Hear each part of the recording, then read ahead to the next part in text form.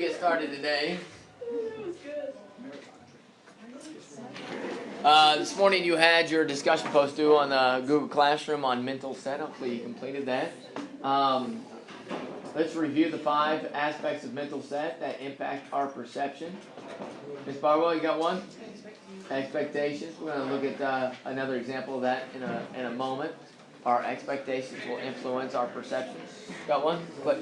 Motivation. Sometimes we're motivated to see something one particular way and we miss it. That's good. That's 2 of them. Ms. Wiles. Experience. Past experiences. We've done it this way so many times in the past. And so we see it one particular way. Maria. Environment. The context that you are in dictates your perception sometimes. And last one, Ms. Les. Culture. Certain cultures have certain values, certain norms. You're socialized to have a particular mindset and approach things a particular way. So that will influence your perception as well. Okay, so we're going to look at Gestalt psychology today, which is, there's 5 principles there, like the 5 aspects of mental set. So a similar idea, but a little bit different. And then we'll look at monocular depth cues. So we get an introduction to monocular depth cues with our bell work. Monocular depth cues is talking about being able to see in depth with only using one eye. That's where the mono comes in. Sound good? So if you're familiar with the monocular depth cues, it actually works really well in the realm of art. You become a better artist. So we're going to get some practice at the end of class today, doing some Bob Ross-esque type of stuff with our monocular depth cues. Okay, so let's list them real quick. The 7. Ms. Danny, you got one? Interposition, where one item blocks another and create a sense of depth that way. Go ahead. Ms. Hannah?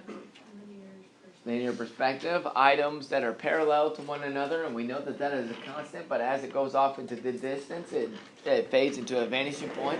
If I look down the hallway, I know that the walls aren't actually getting closer together as it goes towards the end, but if I close one eye, it kind of looks like it, right? Parallel lines there towards a vanishing point. Ms. Maddie? Relative size. Items that are larger are perceived to be closer than items that are smaller. Another one, Ms. Reese? Texture gradient. So if you can see the details, assume that it's closer up to you. If you can't see the details of the object you're looking at, it's assumed to be farther away. Ms. Nora? Atmospheric perspective. Things that fade off into the background get a bluish hue to it. Fades into the atmosphere. Galen? Shadowing or shading. So if you've got light casting itself onto an object, opposite the object, you will have a shadow, and that creates depth as well. And do we have 1 or 2 more? One more. And what would that be, Clayton? Motion parallax. So that's a little bit of a confusing one, and I'll kind of explain that one a little bit more in depth after a bit. Okay, let's go ahead and get started with our notes on Gestalt.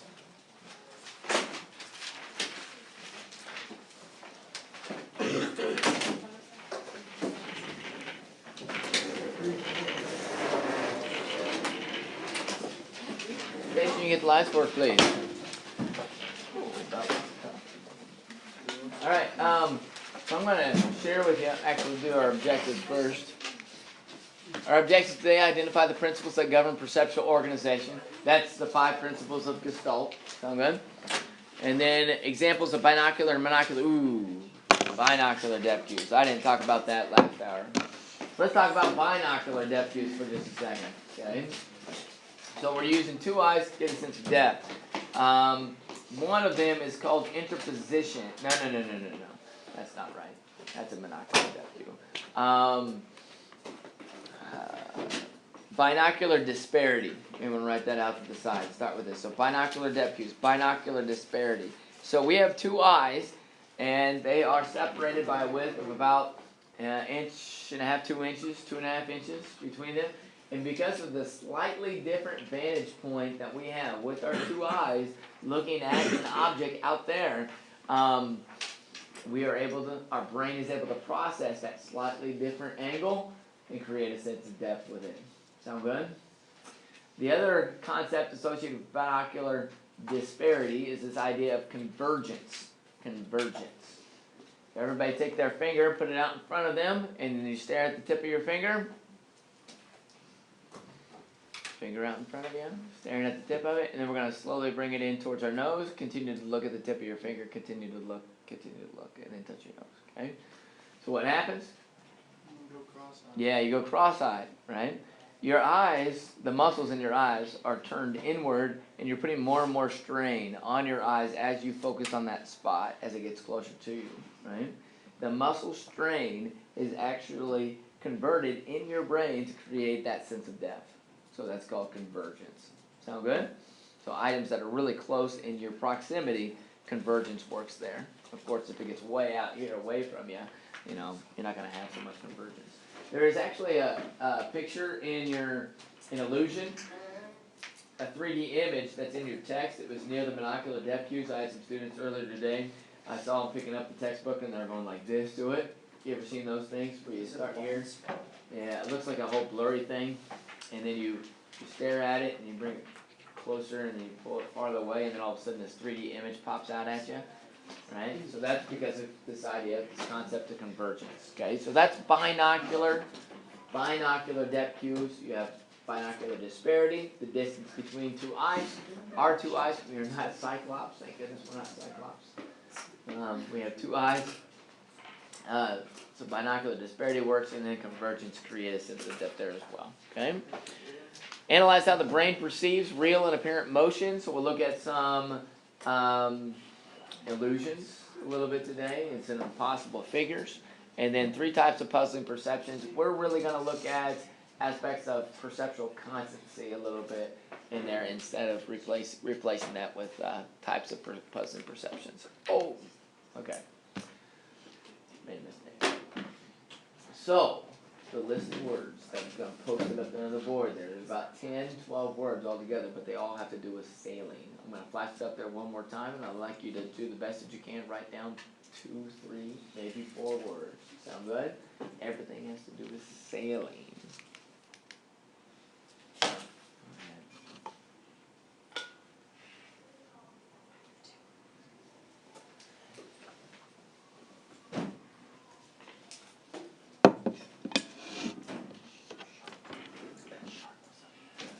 All right, what do we got? Seal. You can see a seal whenever you go sailing, right? Pretty good. A dolphin. Maybe you see a dolphin up there, right? Whale. Yeah, maybe see a whale. Was that? You gotta have some wind if you're sailing. If you don't have any wind, you're gonna have a tough time, right? Anything else associated with sailing up there? You got a boat. Gotta have to have a boat. Yeah. Was that? You're making the assumption that shark is up there. Your shark up there? No. Right? Wharf.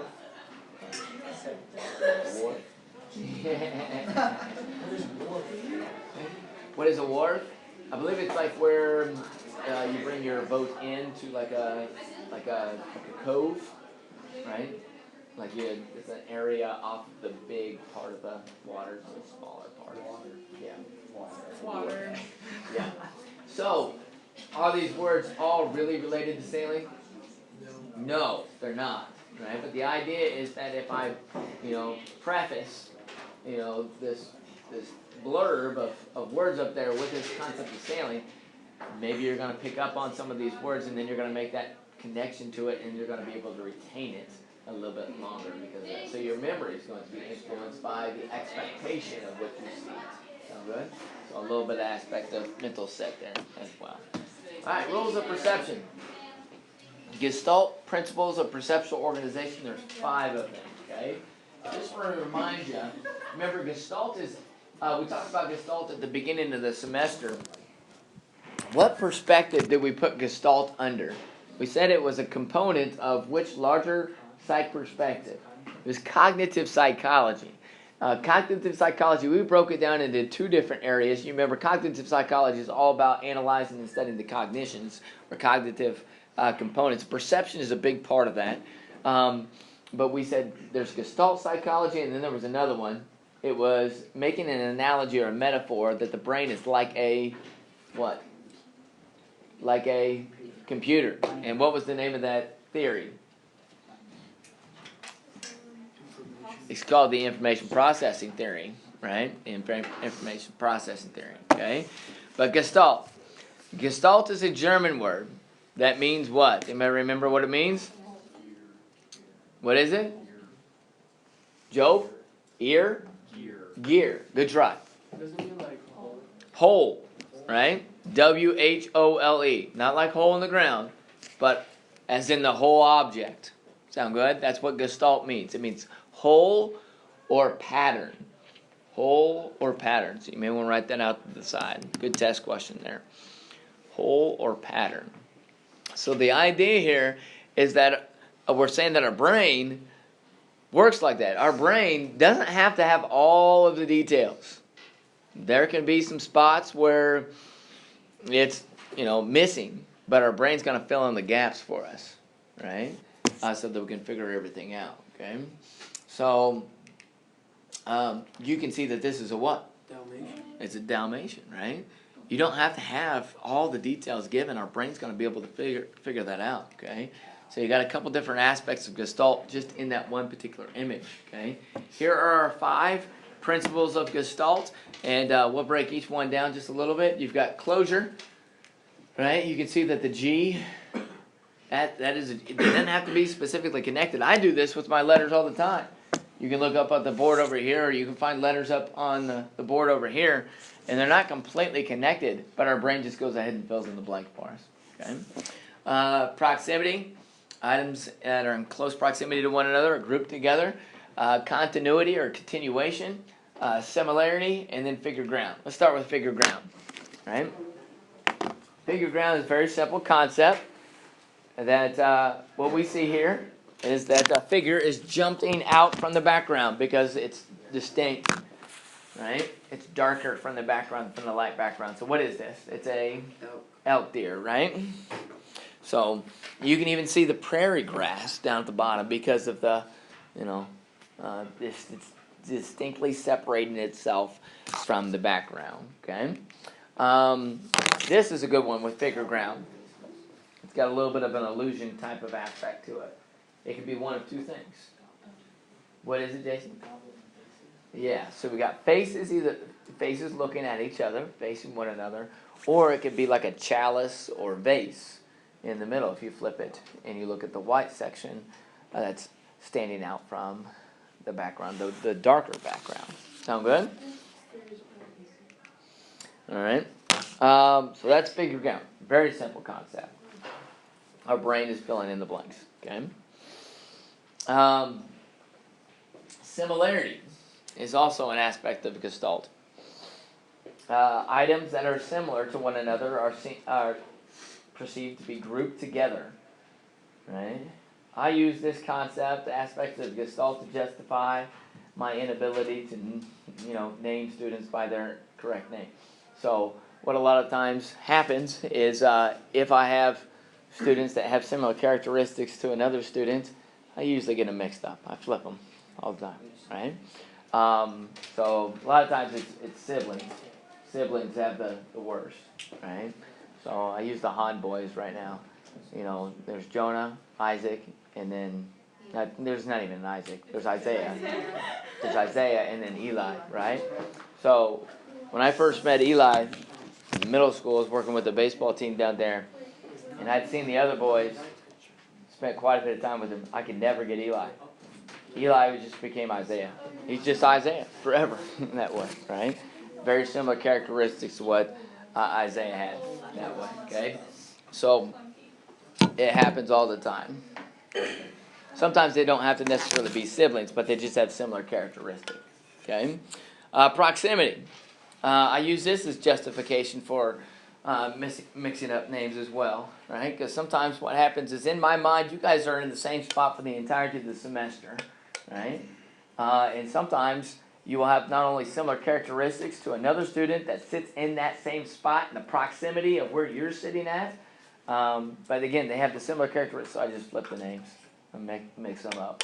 But for you, you don't know that other person with similar characteristics is sitting in that proximity. So then you look at me and you're like, how could you call me by that, right? How do you disrespect me like that? It's usually the response that I have from students. So when items are close proximity to one another, we automatically group them together. Okay? We make the assumption. Think about a Gestalt psychology. We're making a lot of assumptions here. Our brain fills in the blanks that way.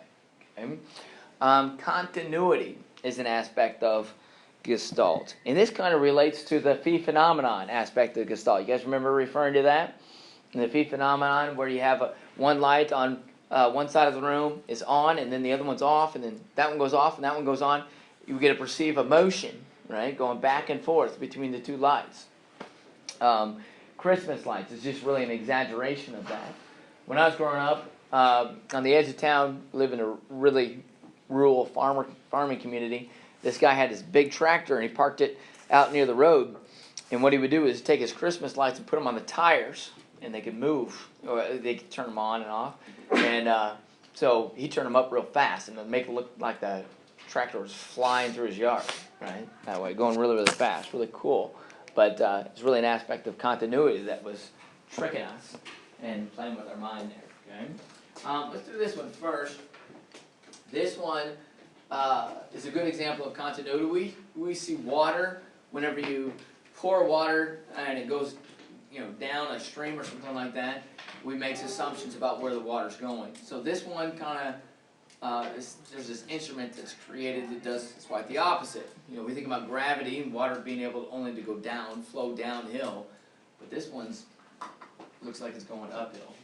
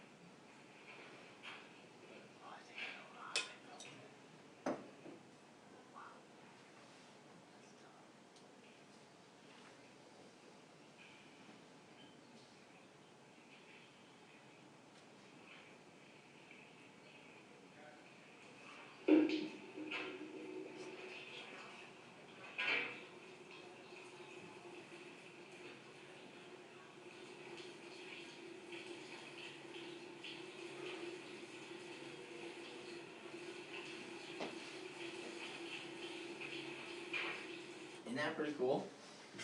Right? It's going uphill, and then it's pouring itself back down here. Down there, right? It's like, how in the world do they do that? Tricking us, right?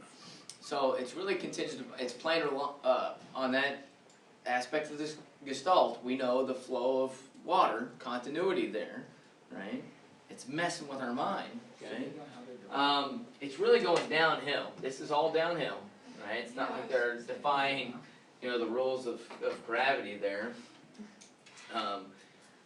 What really makes it is look like it's going uphill is this section, these things, right?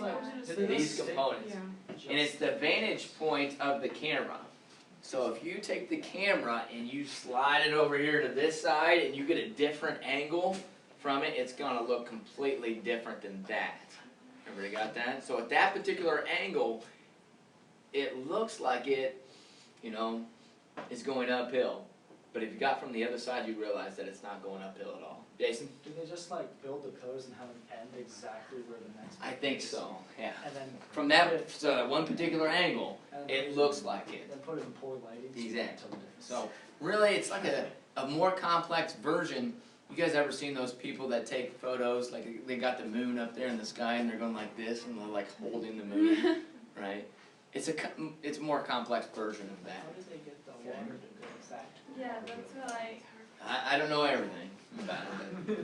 it reminds me of those modern art pieces where they have all the wire up and from one angle it's just a big mess, but then if you right. it's like a face or something. And so in a way it's a little bit of linear perspective as well, because one angle, the straight lines, it create that sense of depth for us, right? So it's really a number of a combination of aspects of monocular depth using rules of Gestalt that are getting the best of us here. Here's another short video that emphasizes, this is really like an impossible figure where continuity gets the best of us again.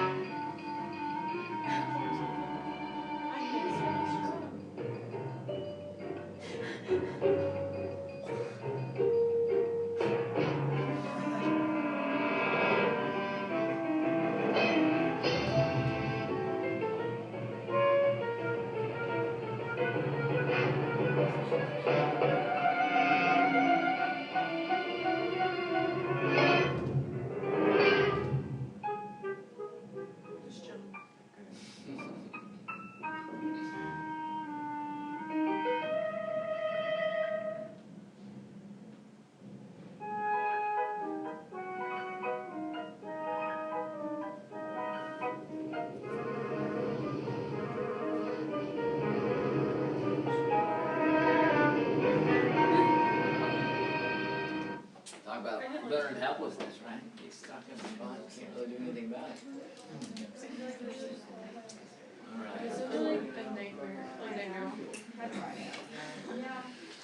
Alright, so closure is the last one, and closure's like figure ground, very simple concept. Our brain is just filling in the blanks, right? You don't have to have a complete outline in drawing for us to figure out that this is a panda bear, right? And this is a giraffe, right? And this is a woman's face, right? Or it could be a guy playing a saxophone that way as well. So this is kind of a little bit of figure ground / closure. You know, it would be figure ground with the saxophone guy. It would be closure filling in the rest of the silhouette of the woman's face there. Okay. So as an artist, somebody that's drawing, when you understand how our brain works and the principles of Gestalt, you can use that to your advantage. You don't have to draw out everything. You can just draw portions of things and let the viewer's mind fill in the rest of it. That's the creativity aspect of artwork, right? All right. Another concept that's closely related to perception and Gestalt is this idea of perceptual constancy, okay? So we have different objects in our environment that we know are constants, And we got to take a moment. It's so ingrained in us that we really don't think about the alternative all that often. And I want to introduce the alternative. Our brain does a good job of making us not think about the alternative. Okay, so think about planes for a second. If you go to the airport and you're looking at planes out the window before you get on the plane itself, right? They're pretty large objects, right? They're huge. But then, in our everyday life, when we look up at the sky and we see planes up at the sky, how big did they look? Right? So why don't we think that planes are really, really small when we see them up in the sky? Because it looks like you pick them up and just put them in your hand, right? Yeah. Most students are like, well, because I'm not an idiot. That's why. Well, you're not an idiot because of perceptual constancy, because of the way our brain works, okay? There are three types of perceptual constancy. There's size constancy, there's shape constancy, and there's brightness constancy, okay? Size constancy would be the example of the airplane, right? We know that it's not changing size as it goes farther off into the distance. Or if somebody's walking towards us in the hallway, they're down towards the science wing over there, and we're standing over here towards the social science end of the hallway. They're really small on that end, and as they come across, they're just keeping it bigger and bigger and bigger and bigger. If we didn't have perceptual constancy, that would be kind of a scary situation, right? It would almost be like the Ames room that we saw yesterday with Phillips and Bardo walking across the room, right? It'd be that experience every day. Then there's shape constancy. The good example here would be the door. No matter what angle we see the door, we know that the door is not changing in physical properties, right? It's the same mass, it's the same weight, right? No matter what angle we're looking at it, okay? So shape constancy. The last one's a little bit confusing. A brightness constancy, okay? This idea has an effect on the way that we see color. So I'm going to show you this. Some of you guys kind of hinted at it a little bit whenever we were doing our demonstrations on site the other day. We got A and B. Which one's darker? Right. So it looks like it's B.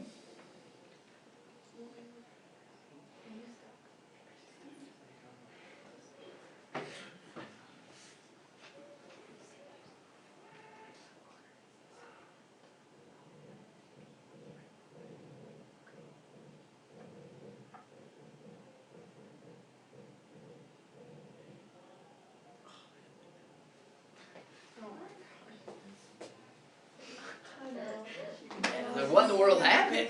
Right? So we've got to have some trust here that the people on the other side that are creating the image, that they're not manipulating in any particular way and changing the shading of the squares there. But what we are doing, and the way our brain works, is we're constantly making comparisons. We're identifying reference points, and then we're comparing objects around that reference points to the reference point. Sound good? So that's why we see them initially in two different colors, because of the objects that are directly around them. Okay? I'll give you another scenario. Which one reflects more light? These two objects. I've got my blacktop driveway. We're going to say it's the context. It's a sunny summer day, right? And then in this context, in this room here, Miss Natalie's jersey. Which one reflects more light? We assume that it's the jersey, right? Because it's white. And we know that white is a good reflector. The answer should be actually the blacktop, right? So why don't we see the blacktop as white and Miss Natalie's jersey as a darker color? It's all about comparisons. It's just like these boxes here, right? These squares. We're making reference points and we're comparing it to other objects in the same environment there, right? So in the environment of the sunny day, right, the light's coming down, it's hitting the blacktop, and it's absorbing more light than any of the objects around it. So that means it's, for us, perceived as being black. It's being dark, right?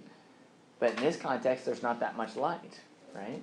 And in this dimly lit context, all the objects around it in comparison to all of them, her shirt is reflecting more light, and so we perceive it as white. That way. Sound good? So it's all about making comparisons and references there. So it's an aspect of color constancy, right? All right, let's change modes. So we had binocular depth cues there for a moment. Binocular disparity, convergence. Now we're going with monocular depth cues. You guys ever seen these chalk drawings?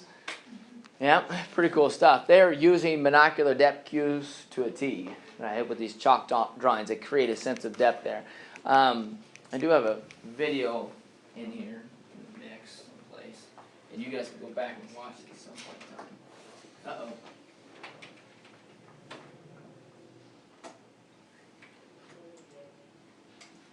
Alright. Just want to do it this way. Alright, so going back through the monocular depth cues real quick. The first one is interposition. I really like this one because I like Michael Jordan first off, but it almost looks like he's reaching his hand out at you, right? Almost coming out of the screen. So it gets us a sense of depth there. And the reason why is these white lines behind it, and he's covering up the white lines with one of his hands, right? So that creates that sense of depth. The interposition. When one object blocks another object, it creates a sense of depth. The red object is closest to us. Linear perspective, parallel lines going off into a distance with the railroad. We know that these railroad tracks, the rails don't get closer and closer together as they go off into the distance. We know that that's a constant and it maintains the separation, but for us, if we perceive it, creates a sense of depth there, okay? This is kind of like that water mechanism. You guys remember with the water flowing uphill, right? So if we changed our stance and our perspective on that instrument that guy had created, it would probably look something like this. So it looks real, like a real cup, and then you turn it up. It's just a really long object then. Leonardo da Vinci used linear perspective quite a bit in some of his paintings to create that sense of depth. You can think about like the Last Supper, and everything was pointed towards, like above Christ's head in the center of that table there, would be the linear perspective showing depth. Relative size, you got linear perspective here with the road, but relative size is the idea that chickens crossing the road. This box here, because it's much larger, is perceived as being closer than this box here. We're assuming that the boxes are the same size. Texture gradient, you can see the details in the lily pads up front. When you go off into the distance, it's all hodgepodge. You can't see the details anymore. So you can use that to your advantage as an artist to create a sense of depth. Detail up front, hodgepodge in the back. Okay? Atmospheric perspective, this one's kind of just a given. Bob Ross does a really good job with this. You know, get into the distance, you start to shade it into a bluish hue, grayish, bluish hue into the distance, creates depth.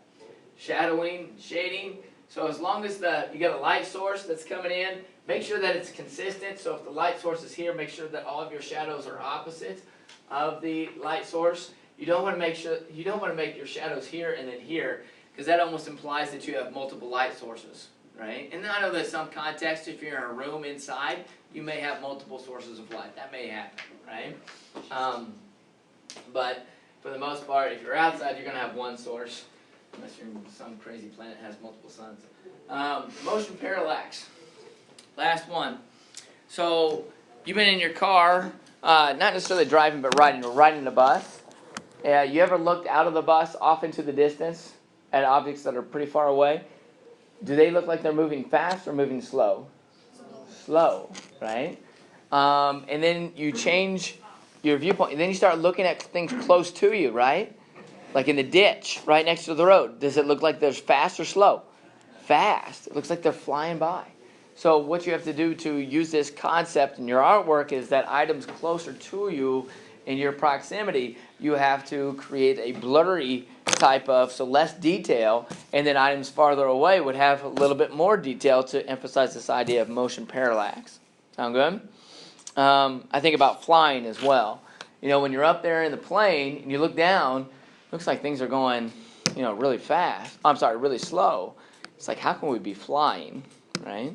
I don't understand how we're getting across the continent so fast, and it looks like we're going really slow. But then when you go to land, you're like, man, we're really flying, right? But you're actually landing, so you're not flying. Nobody appreciates it. I was about to make that joke. All right, so what is our task? You need to take out a sheet of notebook paper. We're going to do some informal artwork.